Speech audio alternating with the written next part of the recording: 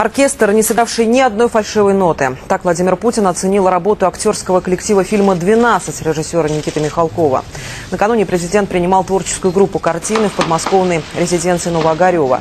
Также на киносмотр были приглашены главы Чеченской республики и Республики Ингушетия Рамзан Кадыров и Мурат Зязиков. В центре сюжета судьба мальчика с Северного Кавказа. Его обвиняют в убийстве отчима. И 12 присяжных должны вынести вердикт.